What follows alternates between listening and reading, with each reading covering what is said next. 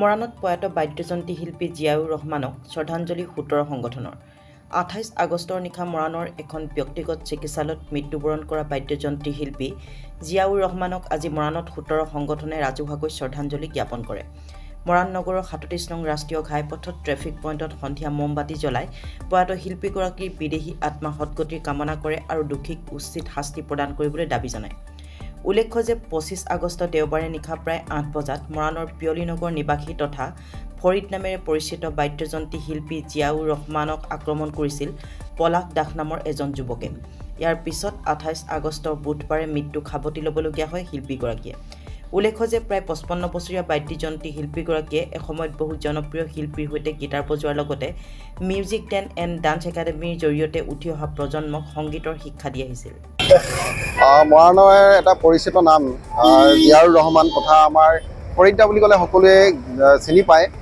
তেখেতৰ আজি কেইদিনমানৰ আগতে এক আকস্মিক দুৰ্ঘটনাত মৃত্যুবৰণ কৰিছে।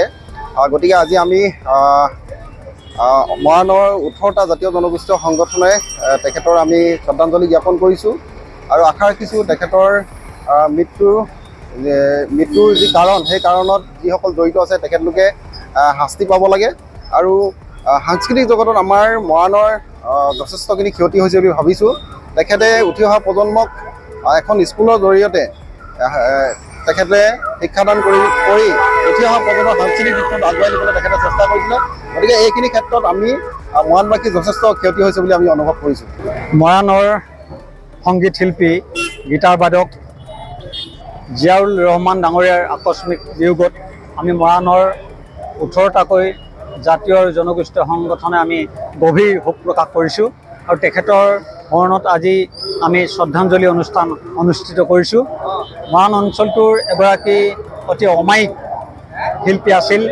তেখেতে 1995 চনতেই music ten and dance academy নামৰ এটি সংগীতৰ অনুষ্ঠান জন্ম দি সেই অনুষ্ঠানত আমাৰ ছাত্ৰ ছাত্ৰীক গীটাৰৰ শিক্ষা দি যথেষ্ট উপকৃত কৰিছে। আৰু এইগৰাকী জিয়াউৰ ৰহমানৰ মৃত্যু কেৱল মৰাণবাসীৰ বাবেই ক্ষতি নহয়, সমগ্ৰ ৰাজ্যখনৰ সংগীত ক্ষেত্ৰখনৰ কাৰণে এক অপূৰণীয় ক্ষতি বুলি আমি অনুভৱ কৰিছোঁ। আৰু তেখেত য'তে আছে শান্তিৰে থাকক, তাৰ বাবে আমি ভগৱানৰ ওচৰত প্ৰাৰ্থনা জনাইছোঁ।